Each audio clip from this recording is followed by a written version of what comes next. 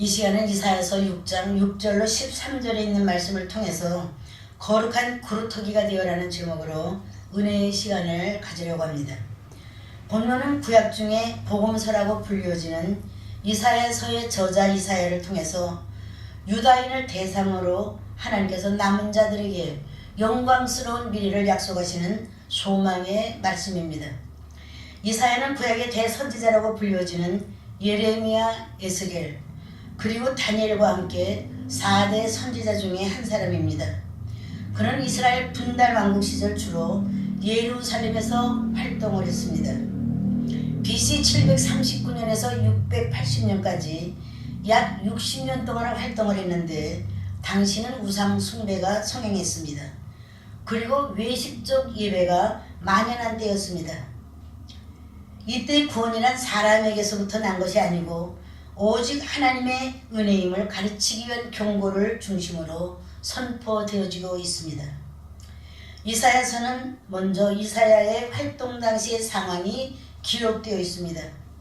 그리고 약 150년 후에 이스라엘이 바벨론으로 끌려갈 것과 다시 해방되어 돌아오는 상황까지 예언된 선지서입니다.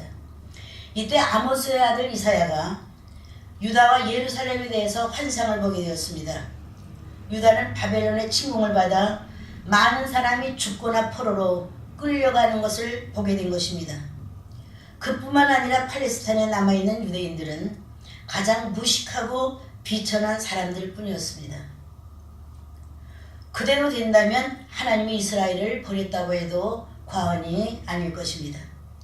하나님께서는 분명 다윗의 왕위가 영원할 것이라고 약속해 주셨는데 그 약속이 파기되는 것은 아닌지 여호와의 종교에 대해 회의를 갖는 사람들도 있었을 것입니다.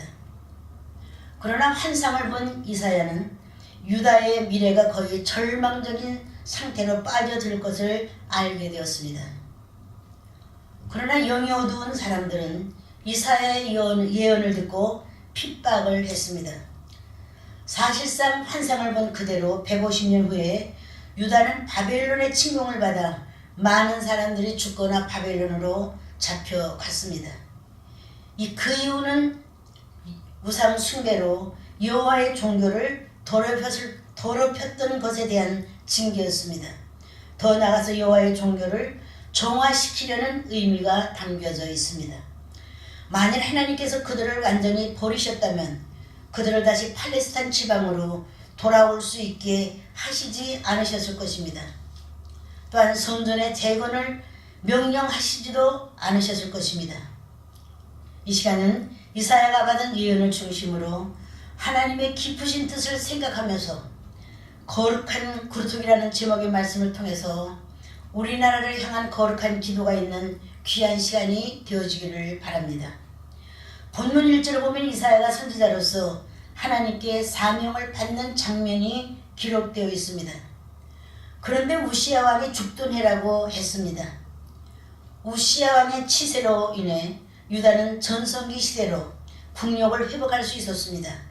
그래서 태평성대를 이루었습니다. 하지만 유다는 그 내면에는 어두움이 짙어만 갔습니다. 하나님을 향한 열심이 식어지면서 점차 향락과 사치의 풍조가 백성들 가운데 퍼져 들어가기 시작했습니다. 이렇게 조금씩 부패해지면서 나라의 기강이 흔들리기 시작했습니다. 국내만이 아니라 국외로도 아수르라는 나라가 근동아시아의 새로운 실력자로 부상하면서 점점 세력 판도가 흔들리기 시작했습니다. 이때 나라를 사랑하고 염려하고 있었던 이사야는 이러한 어려운 문제를 안고 하나님께 나갔던 것입니다. 하나님의 뜻을 찾고 이민족을 향한 하나님의 말씀을 듣기 원했던 것입니다. 오늘날 우리의 현실 또한 너무도 어렵습니다. 50년대의 전쟁과 60년대의 엄청난 가난을 거치면서 사람들의 마음은 서서히 하나님께로 향하게 되었습니다. 이로 인해 교회마다 부흥이 일어났습니다. 개척교회를 세우기만 하면 성도들도 주일학교 학생들도 모여들었습니다. 도처에 기도원이 세워지고 성도들은 교회에 모이기에 힘쓸 뿐만 아니라 시간만 생기면 짐을 싸가지고 기도원에 올라가 금식하고 철회하며 부르짖어 성령의 충만함을 체험하게 되므로 교회들마다 놀라운 부흥을 이루게 되었습니다. 그 우리나라에서는 88 올림픽이 개최되었습니다. 경제는 급성장하여 세계 경제 강국으로 급부상하게 되었습니다. 그런데 언제부터인지 성도들의 믿음이 서서히 식어지면서 주일학교도 청년들도 급격히 줄어들 뿐만 아니라 대형교회를 제외하고는 낮예배도 성도가 줄어들어 지금은 많은 어려움을 겪는 실정입니다. 물론 이유야 많겠지만 결론은 성도들이 교회를 등지고 세상을 더 사랑함으로 인해서 믿음이 식어진 것이 근본적인 원인이 아니겠습니까? 너무도 어려운 이때 조국의 안녕을 위해 부르짖는 기도의 용사들이 바로 동역자 여러분이 되어지시기를 바랍니다. 먼저 이사야는 나라의 현실을 직시하고 심판이 아니라 소망의 하나님을 바라보았습니다. 5절로 7절을 보면은 이사야가 하나님의 성전에 들어가 하나님의 얼굴을 구할 때 하나님께서 이사야의 눈을 열어 환상을 보게 해주셨습니다. 하늘의 영광을 보게 된 이사야는 죄악 중에 거하는 자로서 죽을까 두려웠습니다. 그래서 자신의 입술이 부정하다고 고백을 합니다. 이때 하나님께서는 곁에서 모시는 세상에 날개를 가진 천사 스랍을 시켜 단에서 가져온 화조로 핀 숯을 이사야의 입술에 대었습니다. 그의 입술을 정결케 한 것은 그가 오직 하나님의 말씀만을 선포하도록 사명을 받았다는 의미입니다. 모세는 호렙산 떨기나무 불꽃 가운데서 하나님을 만난 후에 이스라엘의 지도자로 보냄을 받았습니다. 이사야 선지자 역시 하나님을 만났을 뿐만 아니라 깨끗게 하심을 받고서 선지자로서 수행하게 되었습니다. 이처럼 하나님의 보내심을 받지 않은 사람은 결코 선지자나 지도자가 될 수 없음을 말씀해 주는 것입니다. 이때 이사야는 바로 인생의 구원도 하나님께로 말미암는다는 복음의 원리를 체험하게 되었습니다. 이 같은 체험은 이사야로 하여금 메시아 강림 사상과 소망을 확립시켜주는 계기가 되었습니다. 그로 인해서 구약의 바울이라는 별명을 얻을 정도로 복음의 예언자가 되게 하셨던 것입니다. 정치계든 종교계든 간에 지도자로 부름을 받은 사람은 이사야처럼 겸손해야 합니다. 자기를 낮추는 모습으로 감당해야 합니다. 자기중심적인 교만으로 행할 때에는 자신과 모든 백성이 하나님으로부터 은혜를 받을 수 없기 때문에 그렇습니다. 이사야는 또다시 주의 목소리를 듣게 되었습니다. 8절을 보니까 내가 누구를 보내며 누가 우리를 위해서 갈고 유대 백성에게 하나님의 뜻을 전할 사자를 찾는 하나님의 부르심을 듣게 되었던 것입니다. 이때 이사야는 자발적으로 자기가 가겠다고 나섭니다. 선지자의 헌신이 주도적으로 부각되고 있습니다. 이때 하나님께서는 이사야에게 선지자로서의 사명을 주시면서 내가 가서 경고할 대상들은 강한 자들이라고 하셨습니다. 9절로 10절을 보면 가서 이 백성들에게 이르기를 너희가 듣기는 들어도 깨닫지 못할 것이요 보기는 보아도 알지 못할 것이라 하면서 이 백성의 마음으로 둔하게 하며 그 귀가 막히고 눈이 감기게 하라고 말씀을 주셨습니다. 하나님께서는 이사야에게 가서 회개시키라는 것이 아니라 회개하지 못하도록 하라는 말씀입니다. 하나님께서 유다를 포기하셨음을 알 수가 있습니다. 하나님은 늘 이스라엘 백성들을 향해서 내 백성이라고 부르셨습니다. 그런데 이제는 하나님과 아무 상관도 없는 백성처럼 이 백성이라고 칭하셨습니다. 그리고 예레미야 7장 28절을 덧붙여 말씀해 주셨습니다. 그들은 교훈을 받지 않은 국민이라고 말했습니다. 철저하게 제하게 내버려 두셔서 회개치 못하도록 섭리하시는 것은 하나님의 심판의 한 방편입니다. 주님께서도 이 구절을 인용하셔서 마태복음 13장 14절에서 이사야의 예언이 너희에게 임했지만 들어도 봐도 알지 못한다고 하셨습니다. 그러나 이 말은 하나님께서 개인의 구원의 길을 막으신다는 것은 아닙니다. 유다민족 전체에 대한 심판으로 보아야 하겠습니다. 왜냐하면 하나님의 공의와 선하신 뜻을 비웃는 그 백성들에 대한 통렬한 하나님의 선포이기 때문에 그렇습니다. 그러나 이런 이면에는 하나님의 위로와 소망이 있었음을 기억하셔야 합니다. 사명자 여러분의 삶 속에 감당하기 어려운 일은 없습니까? 있다면 걱정하지 마시기 바랍니다. 이처럼 자비로우신 하나님께 사명자 여러분의 문제를 내려놓고 간곡히 구하기만 하면 하나님은 나에게 소망의 씨를 던져주셔서 희망의 구루터기를 나에게서 자라게 하심을 기억하시기 바랍니다. 11절로 12절의 말씀을 보면은 이사야가 주여 어느 때까지니까 하고 물었습니다. 그때 하나님께서는 다시 대답해 주셨습니다. 성읍들은 황폐하여 거민이 없으며 가옥들에는 사람이 없고 이 토지가 전폐하게 되며 사람들이 여호와께 멀리 옮겨서 이 땅 가운데 패한 곳이 많을 때까지라고 말씀해 주셨습니다. 장차 임할 큰 환난과 심판이 예고된 것입니다. 하나님께서는 패악한 이스라엘에 대해서 회개의 기회까지 박탈하시겠다고 선언하신 것입니다. 이 말씀 들으면 이사야 선지자는 하나님의 자비와 긍휼을 바라면서 중보적 요청을 합니다. 11절 상반절을 보면 주여 어느 때까지니까 하고 말씀을 드립니다. 죄에 대한 단호한 심판에도 불구하시고 자비와 긍휼의 하나님께서는 다시 말씀해 주셨습니다. 13절을 보니까 그 중에 10분의 1이 오히려 남아있을지라도 이것도 산 키운 바 될 것이나 밤나무 상수리나무가 배임을 당하여도 그 그루터기는 남아있는 것 같이 거룩한 씨가 이 땅에 그루터기라고 말씀해 주셨습니다. 남은 자의 구원 즉 거룩한 씨가 다시 남아 새 이스라엘을 형성하시겠다는 말씀입니다.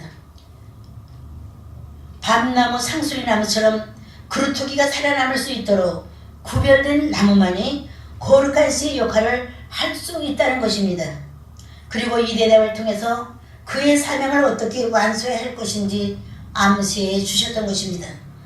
팔레스타인 지방으로 돌아온 자들은 이스라엘 백성 중에서도 선택된 거룩한 씨라는 것을 말씀해 주신 것입니다. 그러므로 성도들이 장차 닥치게 될 환난에서 살 수 있는 길은 거룩한 씨로 구별되는 것입니다. 하나님께서 이스라엘의 남은 자들을 그루터기에 비유하신 것은 뿌리가 살아있는 그루터기처럼 이스라엘의 남은 자들이 다시 하나님께 돌아와 꽃을 피울 수 있음을 비유하신 것입니다. 이처럼 하나님께서는 아무리 흉악한 죄인이라 할지라도 회개하기만 하면 다시 받아 주시겠다는 자비와 긍휼을 하나님이심을 암시해 주신 것입니다. 우리는 본문을 통해서 유다 백성들에 대한 하나님의 사랑과 기대가 컸던 만큼이나 그 실망과 진노 또한 컸음을 알 수가 있습니다. 사명자 여러분, 성도들이 살아가는 동안에 수많은 어려움을 만나게 될 때 그 문제 해결을 받지 못하는 이유가 무엇이라고 생각하십니까? 야곱을 보십시오. 그는 절대절명의 위기에 철저한 자기의 부정과 회개를 통하여 이스라엘이라는 축복을 받지 않았습니까? 사명자 여러분은 문제 앞에 좌절하지 말고 새 힘을 얻어 하나님 앞에 외로운 단독자로 가면을 벗고 부르짖음으로 부디 응답을 받으시기를 주의 이름으로 축원합니다. 러시아의 문호인 도스토옙스키는 좋은 가정에서 태어났습니다. 그는 군인 장교로 출세하려고 육군 공과대학을 나왔습니다. 그러나 적성이 맞지 않아서 문학 공부를 했습니다. 그는 1849년 일종의 정치적 조작극에 연루되어 페트라세브스키 사건으로 체포되었습니다. 그래서 사형 직전에 그는 형 중지로 목숨은 건졌지만 시베리아로 유용을 떠나게 되었습니다. 장교였던 사람이 졸병으로 6년을 복무하고 석방이 됩니다. 그의 보낸 10년의 시간은 이루 형용키 어려운 고통의 시간이었습니다. 그 죽음의 생활을 그린 기록이 학대받은 사람들이란 작품입니다. 그의 수많은 고통의 경험은 그로 하여금 위대한 문인으로 성장케 했던 것입니다. 그는 제와벌, 카라마조브의 형제 등 세계적인 작품은 모두 그의 고난의 산물이었던 것입니다. 단테는 그의 신곡 지옥편에 보면 이곳에 들어오는 모든 자들은 소망을 버릴지어다. 지옥 입구에 붙여 놓았다고 합니다. 사명자 여러분, 어떤 어려움에 부딪힌다 하더라도 소망 중에 부르짖으면 자비와 긍휼의 하나님께서는 첫사랑을 회복시켜 주실 뿐만 아니라 기도의 제목도 이루어 주실 것을 믿습니다. 두 번째로 그루터기 신앙이란 끝까지 하나님을 향한 소망의 끈을 놓지 않는 신앙입니다. 하나님은 이러한 혹독한 말씀을 주시면서도 이사야 선지자를 통해 한 희망을 주셨습니다. 13절 하반절을 보면 밤나무 상수리나무가 배임을 당하여도 그 그루터기는 남아있는 것 같이 거룩한 씨가 이 땅의 그루터기라고 말씀해 주셨습니다. 징계 속에서도 하나님의 백성을 구별하시고 남겨두시겠다는 말씀입니다.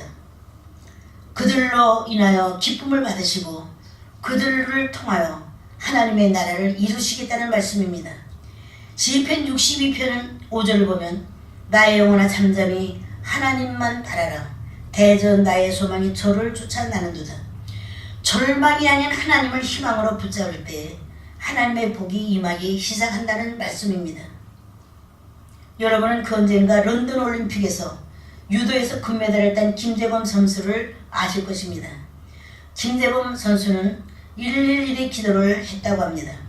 1일 1회 1분씩 금메달을 따게 해달라고 겸손히 무릎을 꿇고 간절히 하나님 앞에 구했다고 합니다. 이런 간절한 기도가 부르짖는 기도요, 응답받는 기도인 것입니다. 역사상 위대한 업적을 남긴 사람들은 극한 상황을 만났을 때에 믿음으로 풍성한 열매를 맺었습니다. 철로 역정의 저자 존 보녀는 얼음장 같은 감옥에서 철로 역정을 집필하지 않았습니까? 아브라함을 보십시오.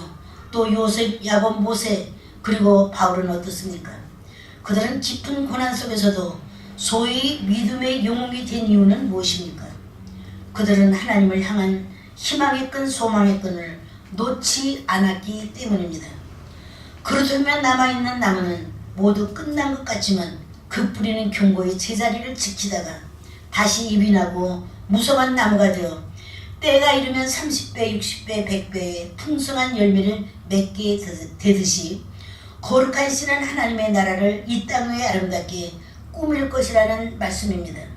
끝으로 사랑하는 사명자 여러분, 사명이 없는 사람은 아무도 없습니다. 거룩한 그루터기가 바로 사명자 여러분의 삶 속에서 새롭게 자람으로 새 힘으로도 못다한 사명을 감당하시기를 주의 이름으로 축원합니다.